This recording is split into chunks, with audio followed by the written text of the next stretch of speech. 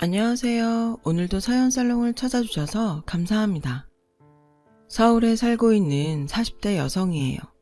가지 많은 나무에 바람 잘 날 없다는데 저희 집은 자식이라고는 딸랑 딸만 둘인데도 하루도 조용할 날이 없네요. 사실 그런 데는 나름의 이유가 있어요. 여러 가지 복합적인 이유가 있겠지만 주는 저희 집 트러블 메이커인 두 남자 때문이에요. 바로 무등산 호랑이 친정 아빠와 부산갈매기, 제 남편이죠.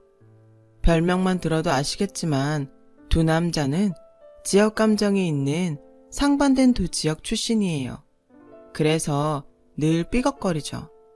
제 남편이 결혼 허락을 받으러 저희 집을 찾았던 그날부터 지금까지 쭉이요. 남편이 저희 집을 찾았던 그날, 하필 TV에선 기아와 롯데의 야구 중계가 흘러나오고 있었어요. 술상을 앞에 놓고 야구 중계를 보던 두 남자는 자신이 응원하는 팀 선수의 활약에 따라 희비가 오갔고, 그러다가 빈볼 시비가 붙자 결국 일촉즉발 상황까지 다다르게 되었죠. 어지간하면 결혼 허락을 받으러 온 처지에 장인 기분을 맞춰줄 법도 한데 제 남편은 그런 성격이 아니었어요. 부산 스타일의 육두문자를 날리며 상대 선수를 조롱했고, 그 말을 들은 저희 아빠는 걸쭉한 남도 스타일 욕으로 맞받아치며 눈에 불을 켜셨죠. 그래도 두 남자 모두 성인인데 뭔 일이야 있겠냐 했던 저와 엄마는 주방에서 과일을 깎고 있었는데 그 순간 우당탕 하는 소리와 함께 술상이 현관 앞까지 날아가지 뭐예요. 심상치 않은 조짐에 거실로 나가보니 글쎄 거실 벽에 시뻘건 골뱅이 무침 국수사리가 미친년 머리카락처럼 사방에 붙어있고 바닥엔 깨진 술잔과 술병이 쓰러져 있더군요. 그보다 더 가관인 건 두 남자였어요. 서로 멱살을 잡고는 죽일 듯 서로를 노려보고 있더라고요. 아, 그 순간 이 결혼은 물 건너갔다 생각했어요. 이 시방 뭐라 했냐? 실수? 저것이 고의가 아니고 실수면 시방 나가 네 뺨따구를 쳐도 그것은 고의가 아니고 실수인 것이여. 근께 눈깔 똑바로 뜨고 봐라잉. 아, 뭐라카노. 아버님이 뭘 좀 몰라가 그락하는 건 그냥 넘어가 드릴 수 있는데 지가 잘못 봤다카는 건 좀 아이라고 생각합니다. 사과이소. 그날 TV에서 기아와 롯데 선수들의 벤치 클리어링 장면이 흘러나오는 동안 우리 집 거실에선 장인과 사위의 멱살잡이 장면이 연출되었답니다. 엄마와 저는 믿을 수 없는 상황에 그저 두 눈만 의심할 뿐이었죠. 어린 여동생은 경찰을 불러야 한다고 전화기를 들고 설쳤고, 두 남자는 1시간 가까이 서로의 멱살을 쥔 채 기싸움을 이어나갔어요. 결국 참다 못한 엄마는 세숫대야에 물을 떠와 두 사람한테 확 뿌리고는 소리치셨죠. 둘 다 그만 못해, 이 미친 망아지 새끼들아! 이후 엄마의 입에서는 개나리, 미나리는 명함도 못 내밀 거친 욕설이 흘러나왔고, 그 욕을 고스란히 듣게 된 두 남자는 휘둥그레진 눈으로 마른 침만 꼴깍 삼켜야 했어요. 난생 처음 엄마의 신기에 가까운 욕설을 듣게 된 여동생은 연신 대박을 외쳐댔고요. 이미 일찌감치 이모들을 통해 엄마의 과거를 알고 있던 저는 남편한테 창피해 고개만 푹 숙이고 있었죠. 사실 저희 엄마가 소시적에 껌 좀 씻던 분이거든요. 신혼 초에 이 사실을 알게 된 아빠는 저희 외가를 찾아가 외할아버지한테 명백한 사기 결혼이라고 땡깡을 부리기 일쑤였다고 하더라고요. 그런 엄마가 조신한 여성으로 거듭난 건 제가 태어나고부터였대요. 엄마가 되기 위해 스스로를 다잡은 거죠. 아무튼 엄마의 커밍아웃 덕분에 그날의 싸움은 조용히 끝났고 남편은 무사히 돌아갈 수 있었어요. 하지만 아빠는 이 일로 결혼을 반대하고 나섰죠. 나가 눈에 흙이 들어가기 전까정은 그놈하고 네 결혼은 없는 것이여. 아가, 그랑께 똑똑히 들어라잉. 네 아베 죽이고 결혼을 하든 딴 놈을 찾든 택일려야 할 것이여. 알아듣겄냐? 천천벽력 같은 소리에 전 차라리 굶어 죽겠다고 단식을 시작했고, 처음엔 눈 하나 깜빡 안 턴 아빠는 제가 일주일 가까이 식음을 전폐하자 흔들리기 시작하셨어요. 엄마가 딸 자식 잡는 남편이랑은 더는 못 산다고 가방을 싸들고 친정으로 가겠다고 엄포를 놓은 것도 아빠가 꼬리를 내리는데 한 몫을 했고요. 결국 아빠는 남편을 받아들이기로 했죠. 하지만 그냥 받아주는 건 안 되고 남편이 먼저 사과를 하고 앞으로는 야구 경기를 볼 때 특정 팀에 대해 욕설을 하지 않겠다는 약속을 해야 이 결혼을 승낙해 주겠다고 조건을 다셨어요. 아빠의 요구 조건을 들은 남편은 일단 사위된 입장으로서 장인 멱살을 잡은 잘못에 대해서는 사과하겠지만 아버님 또한 특정 팀을 일방적으로 폄하하는 행동은 하지 말아달라고 맞섰죠. 그러자 중간에서 이 상황을 조율하던 엄마는 특단의 조치를 내렸어요. 앞으로 이 집에서 두 사람은 평생 야구 중계를 볼 수 없어. 더 이상 토달면 나도 못 참아. 알았어? 엄마의 결정에 아빠와 남편은 황당한 표정이었지만 결국은 받아들였어요. 그렇게 힘겨운 과정을 거친 끝에 우리는 결혼 허락을 받았고 그해 가을에 결혼식을 하기로 했어요. 하지만 얼마 뒤 또다시 위기가 찾아오고 말았어요. 문제는 결혼식을 어디서 하느냐였어요.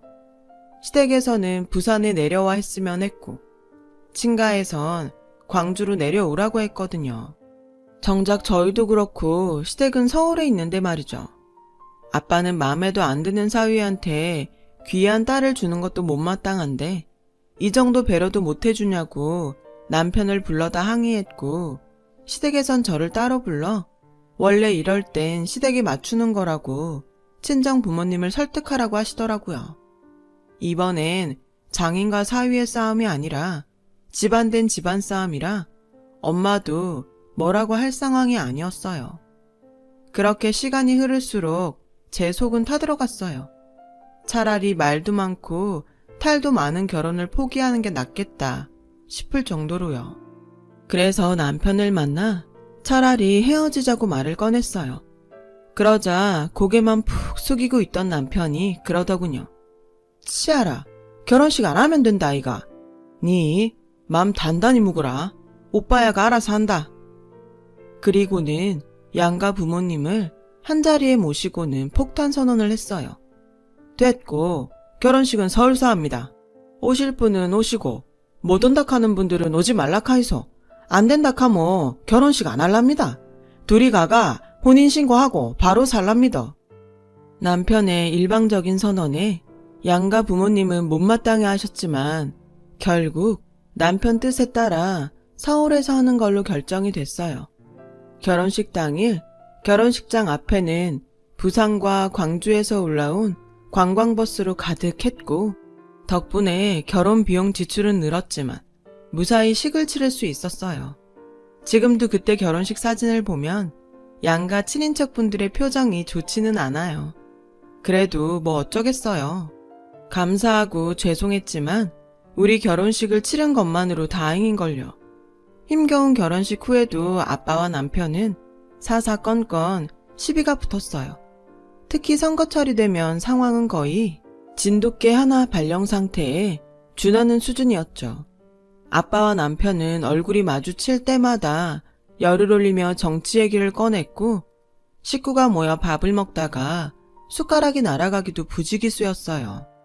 결국 이번에도 엄마가 나서서 상황을 정리하기에 이르렀죠.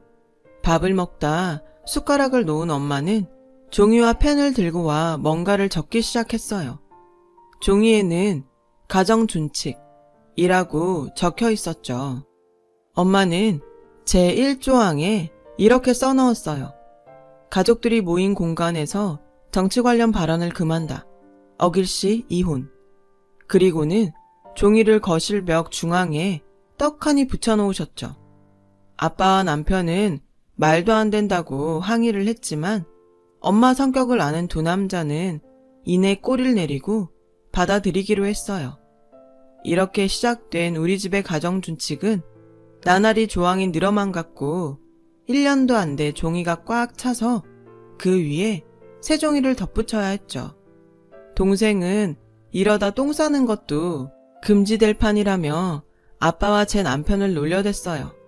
그쯤 되자 두 남자 입에서 불만이 터져 나오기 시작했어요. 아따, 나가 내 집서 뭔 말을 못해요. 이것이 집이여? 감옥이제? 저 쓱을 놈이 확 되져불던가 나가 되져불던가 둘 중 하나가 죽어야 돼야. 저희 남편도 친정에 갈 때마다 인상 쓰며 꿍얼대기 마찬가지였어요. 천지 삐까리가 여잔데 내 만다꾼 이랑 결혼을 해갖고 이 지랄을 하고 사노. 미쳤다. 장인과 사위 관계가 이렇다 보니 저 역시 친정을 찾는 일이 점점 줄게 되었어요. 그러던 어느 날 생각지 못한 일이 터지고 말았죠. 남편이 명예퇴직을 당한 거예요. 늘 자신만만해하던 남편은 그 일로 충격이 컸는지 기가 많이 죽었고 그런 남편을 보고 있자니 걱정이 됐어요. 그런데 어떻게 알았는지 아빠가 저희 집에 찾아오셨지 뭐예요. 아빠는 방에서 이불을 싸매고 누워있던 남편을 깨우며 소리쳤어요. 이 쓰글놈아, 잠이 쳐 오냐? 나가서 공사판을 띄워도 시원찮을 판에 나가 딴 것은 참아도 내 새끼 굶기는 것은 보들 못혀. 나가 이런 꼴 보자고 딸다시 키워? 니깟 놈한테 줬는 줄 아냐? 똑똑히 들어라잉. 앞으로 3개월 안에 직장 못 들어가면 니는 내 손에 죽어. 내 새끼 눈에 눈물 나도 닌 내 손에 죽어. 그니께 나가서 도둑질을 하든 트럭을 몰든 돈 벌어와야. 안 있나고 뭐하냐? 울고 싶은 사람 뺨치는 격으로 아빠는 남편을 자극했고 아기 바친 남편은 그날로 자리를 털고 일어나 일자리를 구하기 시작했어요. 하지만 나이 40에 새로운 일자리를 구하는 건 쉽지 않았어요. 그렇게 시간이 흘러가던 어느 날 남편이 화난 얼굴로 집에 왔더라고요. 드디어 취직을 했다면서요. 뭐? 덤프트럭 기사? 아빠가 한 말 때문에 그래? 자기가 그런 일은 어떻게 해? 남편은 처음엔 버스라도 몰 생각으로 운전면허 학원에 갔다가 거기서 트럭 기사 수입이 꽤 짭짤하다는 얘기를 듣고 바로 등록을 했다고 하더라고요. 내 모르나? 내 부산 갈매기다. 내 일이 안 죽는다. 트럭 몰아가 돈 왕창 벌어 당겨줄 기다. 그래가 고막 확 장인 코를 눌러줄 기다. 니 지키봐라. 내 하나 못하나. 대학 졸업 이후 책상 앞에 앉아 펜대만 굴리던 남편은 그렇게 덤프트럭을 몰게 되었고 전국을 돌며 운전을 했어요. 사위가 트럭을 몬다는 소식을 접한 아빠는 한숨을 푹 쉬셨지만 그래도 식구 굶기지 않으려고 애쓰는 모습에 더 이상 뭐라고 하지 않으셨죠. 처음엔 돈 때문에 시작한 일이었지만 남편은 의외로 이 일이 마음도 편하고 좋다고 하더라고요. 다만 남들 자는 새벽 시간에 일찍 현장으로 출근해야 해서 아침잠이 많은 남편으로선 많이 힘들어했어요. 한 성격 하는 사람이 중간 소개업자들의 횡포를 참는 것도 힘든 일이었고요. 그래도 마지막 기회라는 생각으로 남편은 잘 버텨주었죠. 그렇게 남편은 덤프트럭 기사로 5년 넘게 일하고 있어요. 그 사이 저랑 7살 차이가 나는 여동생은 지인 소개로 만난 남자와 결혼을 하겠다며 집에 데리고 왔어요. 예비 제부는 명문대 출신으로 대기업에 다니는데 키도 크고 인물도 좋더라고요. 게다가 매너도 좋고 저희 아빠한테는 어찌나 아들처럼 살갑게 굴던지 제 남편과 엄청 비교가 될 정도였죠. 처음 처가에 인사드리러 온 날 장인의 멱살을 잡았던 큰 사위와 다르게 고급 양주를 사들고 와선 아빠 말에 고분고분하게 구는 둘째 사윗감이 아빠는 마음에 드셨던 모양이에요. 입에 침이 마르도록 예비 둘째 사위를 칭찬하는 걸로도 모자라 눈에 가시인 제 남편과 대놓고 비교를 하기 시작했죠. 안 그래도 큰 사위가 덤프트럭 모는 걸 못마땅해 하던 참이라 더 그랬나 봐요. 예전 같으면 당장 달려들 남편이었지만 시련을 겪으면서 성질이 많이 죽은 건지 아니면 둘째 제부의 스펙 앞에 기가 눌린 건지 남편은 술잔만 기울였어요. 그 모습을 지켜보는 제 마음도 편치 않더라고요. 그런데 친정을 나서자마자 남편이 그러는 거예요. 저 시키 저거 뭐 있는데? 싸한 게 뭐 있어 저거. 남편은 예비 제부한테 뭔가 구린 게 있는 것 같다며 트집을 잡기 시작했어요. 당신 그거 자격지심이야. 있긴 뭐가 있어. 사람 능력 있고 깔끔하고 누가 봐도 1등 남편감인데 괜한 분란 일으키지 말고 그만해. 당신이 그럴수록 당신만 초라해져. 아니다. 저거 분명 뭐 있다. 딴 사람은 다 속여도 내는 못 속인다. 지켜봐라. 내가 찾나 못 찾나. 남편의 이런 반응에 그동안 잊고 살았던 오래전 일이 떠올랐어요. 사실 제가 남편과 사귀게 된 것도 바로 남편의 이런 의심 때문이었거든요. 당시 저는 대학을 막 졸업하고 작은 광고회사에서 카피라이터로 일하고 있었어요. 대학 시절부터 사귀던 남자친구는 취업을 준비하고 있었고요. 데이트 비용과 남자친구의 용돈은 먼저 사회생활을 시작한 제가 감당하고 있던 터였죠. 그래서인지 남자친구는 취업 준비로 바쁘다는 핑계를 대며 주말에 하루 정도 데이트하는 것 외에는 저와 만나려고 하지 않았어요. 남자 체면에 그럴만도 하다고 생각했고 또 취업 준비 중에 시간을 많이 뺏기도 뭐해서 저도 그러려니 하고 있었죠. 그날은 만난 지 1000일이 되는 날이어서 오랜만에 패밀리 레스토랑에 가서 칼질도 하고 2차로 맥주를 마시러 단골 호프집에 들린 참이었어요. 저는 1000일 선물로 준비한 전자사전을 남자친구한테 건넸죠. 남자친구는 당황하며 자기는 아무것도 준비를 못했다고 미안해하더라고요. 형편을 다 아는 처지에 선물까지 바라진 않았지만 그래도 손편지 정도는 써줄 수 있는 거 아닌가 싶어 좀 서운하긴 했어요. 미안, 내가 취직하면 그때 10배로 갚아줄게. 그러니까 조금만 기다려줘. 근데 자기야, 요즘 퇴근 몇 시에 해? 퇴근하고 헬스장 다닌다고 했지? 운동 안 빠지고 잘하고 있어? 헬스? 다니긴 하는데 퇴근하고 나면 피곤해서 자주 안 가게 되네. 그건 왜? 아니, 건강관리 잘하나 해서. 운동 안 갈 땐 퇴근 후에 뭐해? 사람들 만나? 종로나 해화동에서?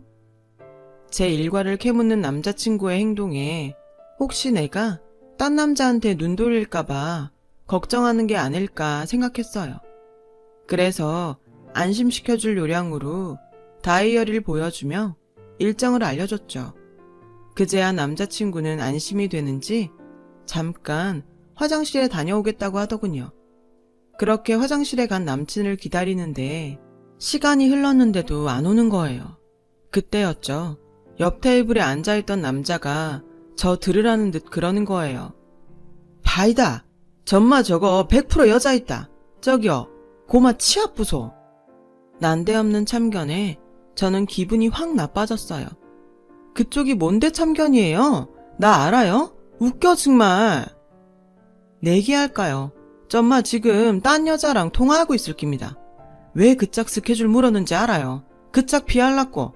딴 여자랑 있는 거 안 들킬라고. 그래가 물어본 거예요. 내 말 못 믿겠어요. 못 믿겠으면 가치가 확인할까요? 황당하긴 했지만 듣고 보니 그런 것 같기도 했어요.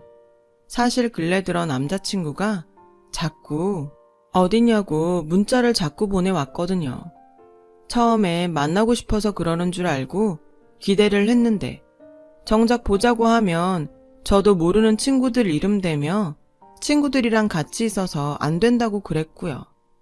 게다가 일주일에 한 번 외에는 저랑 만나지도 않고 말이죠. 그래서 계속 의심만 하느니 미친 척하고 이 남자 말대로 확인하자 싶어서 같이 건물 내 화장실로 갔어요. 그랬더니 화장실 안에서 남자친구 목소리가 들리더라고요. 누구랑 통화를 하는 것 같았어요.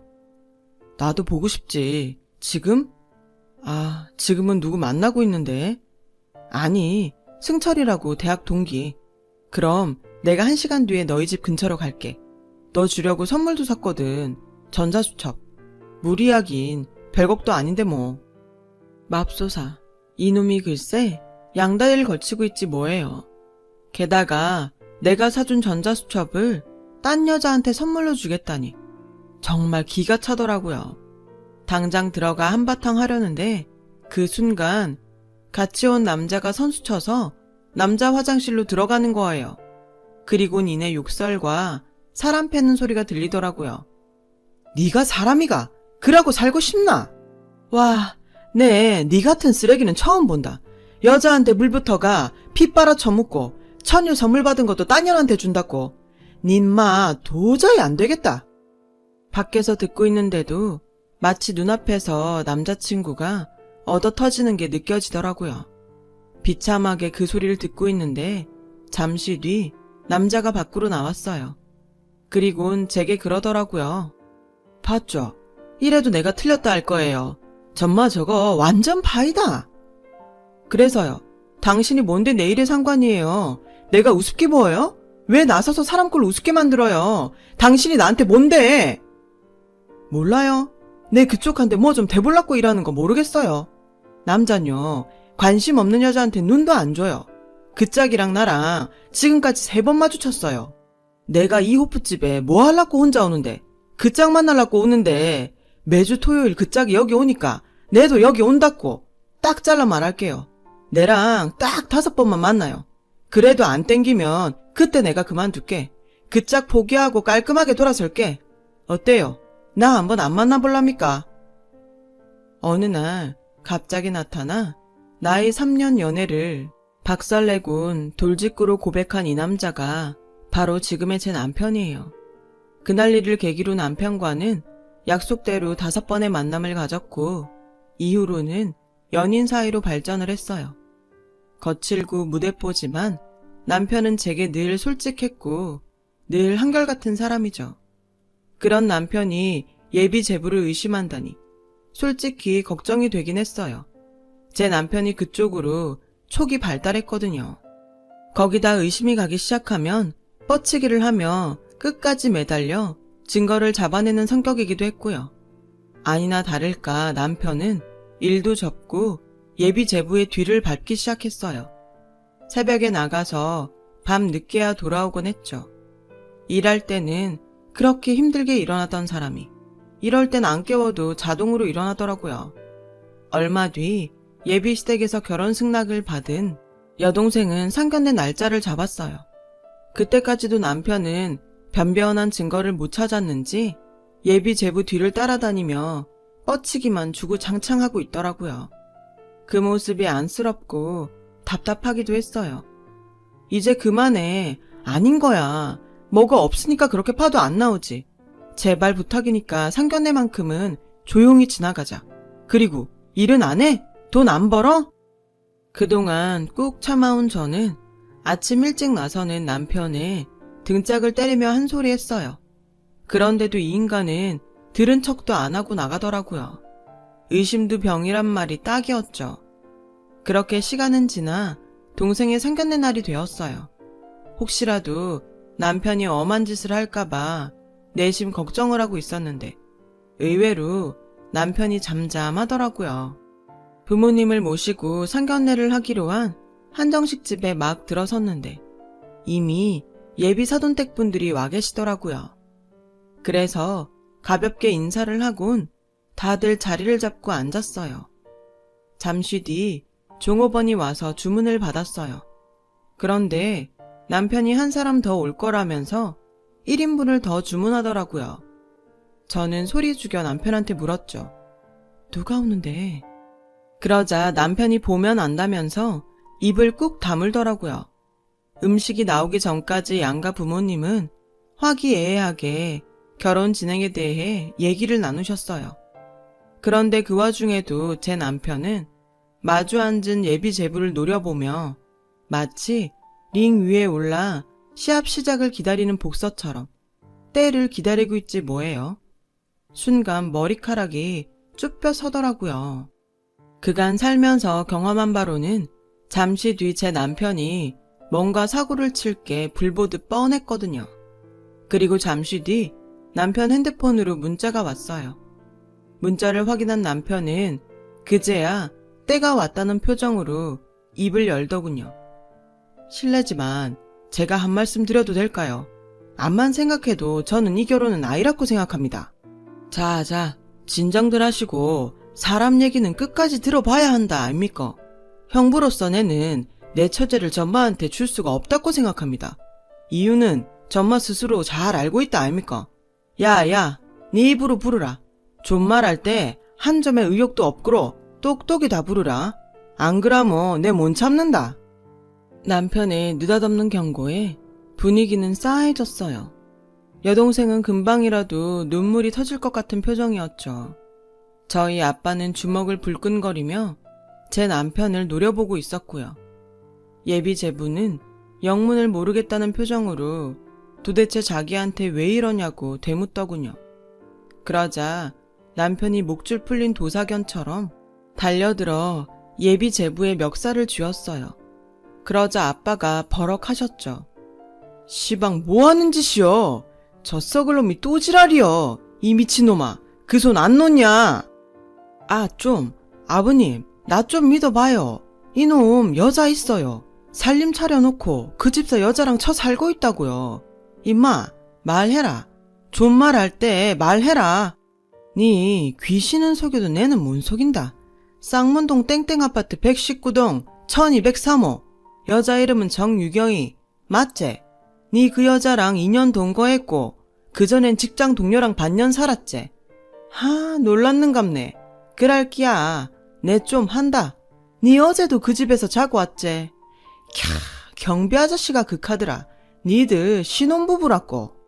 니 단다해 들으라. 내 니 같은 놈들 잡아먹는 저승사자다. 내 딴 건 몰라도 내 식구들, 특히 여자들 건드리는 놈은 용서 못한다. 니 오늘 저승 구경 한번 가보자. 말이 끝나기가 무섭게 남편은 예비 제부한테 주먹을 날리려고 하더라고요. 예비 사돈 부부는 달려들어 주먹은 막았지만 제 남편은 끝까지 잡은 멱살을 놓지 않았죠. 그때였어요.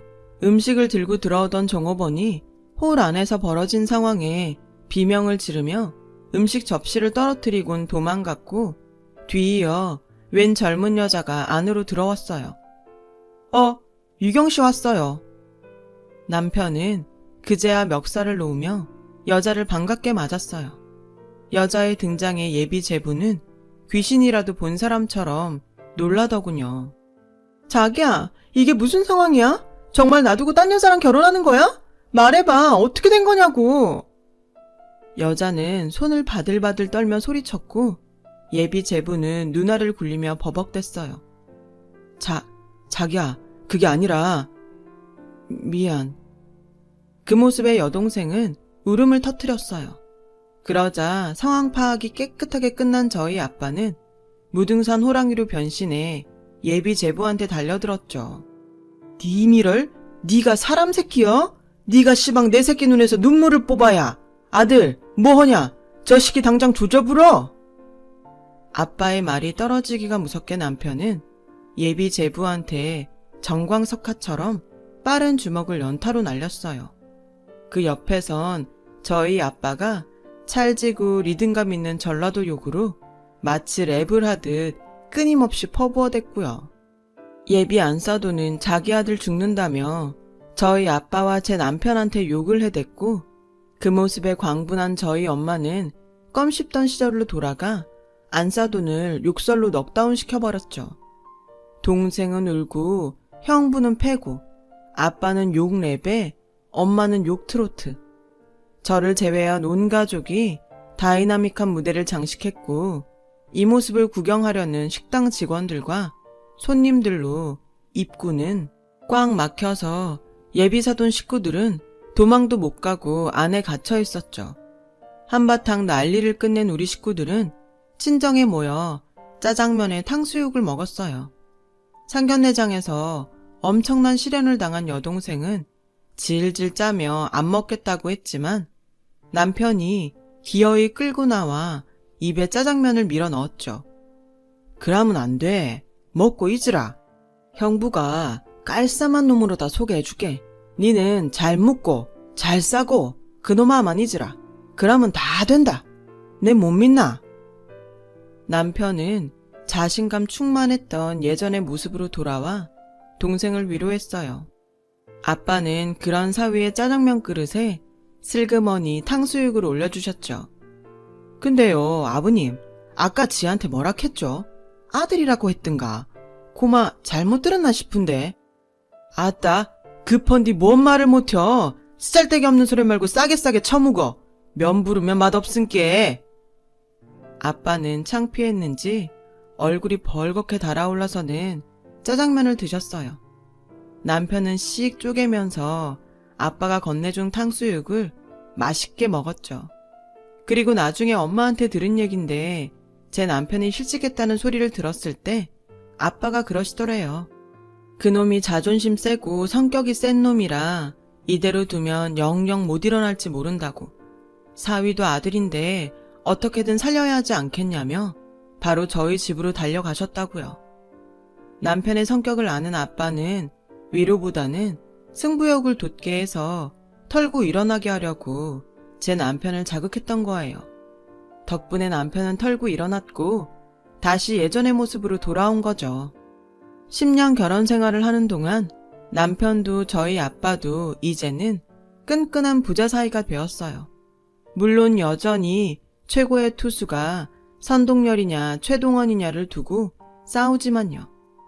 아빠 말대로 둘 중 하나가 죽어야 장인과 사이의 싸움은 끝나겠지만 그래도 전 오래도록 두 사람의 싸움을 보며 징글징글하게 살고 싶어요.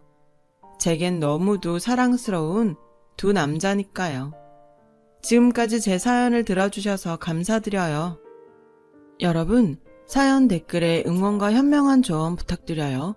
좋아요와 구독은 저에게 큰 힘이 됩니다. 오늘도 좋은 일 가득하세요.